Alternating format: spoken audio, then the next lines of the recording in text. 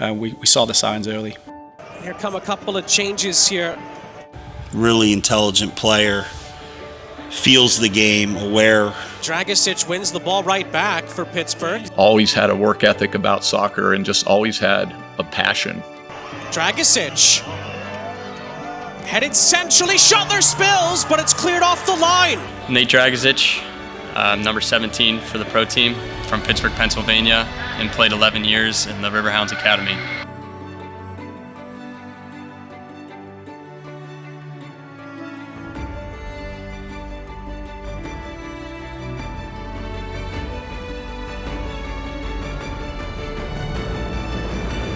He always loved soccer. When he got onto the soccer field, even at the age of 5 in rec soccer, I noticed a very different kid on the field than he was off the field. We did our best to try to give him the opportunity to excel at it, and the Riverhounds were the perfect place for him to do that.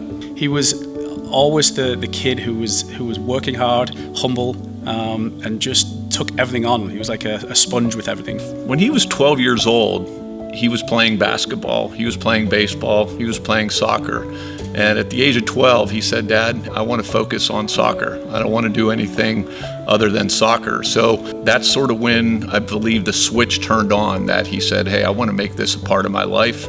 And he continued to work hard and devote his energy and his passion into soccer. Yeah, I mean that's why we formed the Riverhounds Academy back in 2007. It was to provide a platform, provide an opportunity for young boys and girls to train under the umbrella of the Pittsburgh Riverhounds professional team, and ultimately one day, get to the top. Nate was very undersized. His freshman year of high school, he was 5 foot tall, about 99 pounds. I mean, always the smallest kid on the field. So I believe that 7th, 8th, 9th grade period was very important for Nate, for being with the right club like the Riverhounds that said, you don't have to be the biggest kid, Nate. You don't have to be the fastest.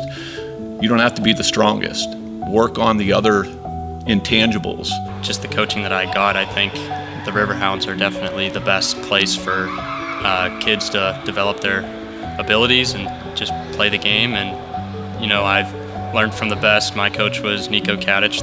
I was playing in the academy. Nico was still on the pro team. So, whenever you would go to games at Highmark and you see him on the field, those guys having that pro experience, they know what they're talking about when they're coaching. And yeah, that coaching really just morphed me into who I am as a player and who I am as a person, really. I mean, it provides a pathway. It provides a dream for players, right, to fulfill that pathway, whether they're 6, 7 years old in grassroots or the Futures program that Nate was in back in the day. It gives them something to dream and believe in, and it also gives structure to what we're trying to do with their training throughout the different developmental stages of their learning. But yeah, it's certainly, they can go and watch our pro team too, right, and then they can see players that they want to latch onto, that they will enjoy watching, and learn from them, and so having that pro team at the top of the pyramid per se is something that certainly separates us and gives us that direction for all of our players. I don't know if I really had a moment where I was like, okay, I know I'm going to go pro kind of thing. What helped me that some other guys probably didn't have the chance was through the academy, that program where I was able to train with the first team. He trained with us, I believe, in 2018. I know he was with us in 2019 as well, the year we won the Eastern Conference. And he's training. I think he's 16 at the time, at 17 maybe. He was really small back then. He's filled out, since.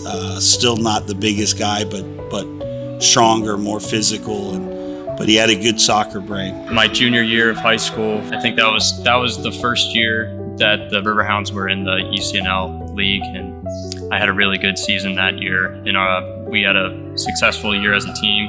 That year was good for my confidence, I guess, to play in college. The ECNL obviously is a great league, and it provides showcase events, identification events to get out in front of not only college coaches but professional scouts, US soccer scouts.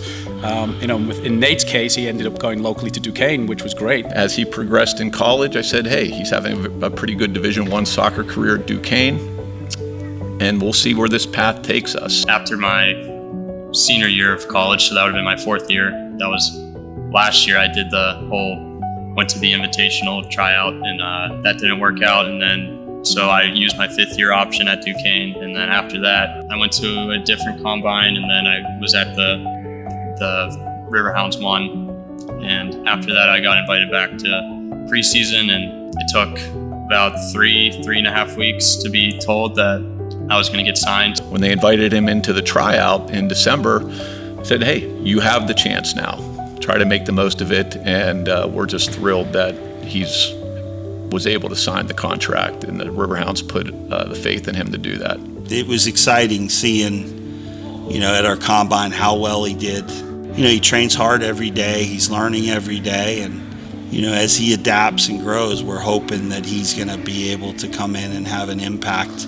Whenever we got sent the 18 for the home opener and I was in it, I was really, really excited to be in the squad and hopefully get to play. And I got called to sub in. We were chasing a goal at that point, so just get myself into areas where I could affect the game in front of the goal, and it was a really cool experience. And then it's headed wide by the substitute Dragisich.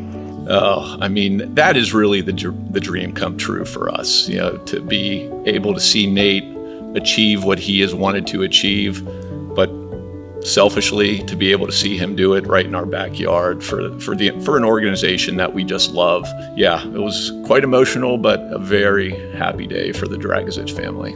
Pittsburgh is a great city, and it has a lot of good soccer players in it. It's how can we open those doors for those players, let them fulfill their dreams, like Nate is doing now, and they get to see Nate play at our stadium downtown. And even just walking around the facility, as I came to do this interview, Nate's walking out to train, and it's bittersweet. It's nice, it's good, and I know he feels a sense of pride with it too. We don't bog Nate down. We let him get on and train and work, and that's because that's his job as a professional.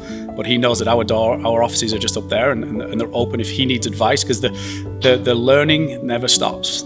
I think our academy has gotten stronger in terms of our staff and how we go about things. We are seeing the level rise on both the boys and girls side, so more and more players getting opportunities at Division I colleges, or on the girls side they've had success getting players into national team camps. With the first team right now, we're always gonna keep our eyes open for our kids in the academy that can help us, because that's the next step for us to start to consistently develop these players.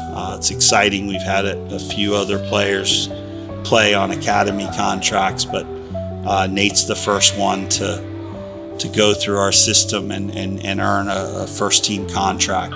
Yeah, it's definitely a dream come true. It's nice to be around still, and just to be at the Riverhounds now, where just after they've grown so much recently, and now to be a part of that in the first team is really cool. It's really exciting.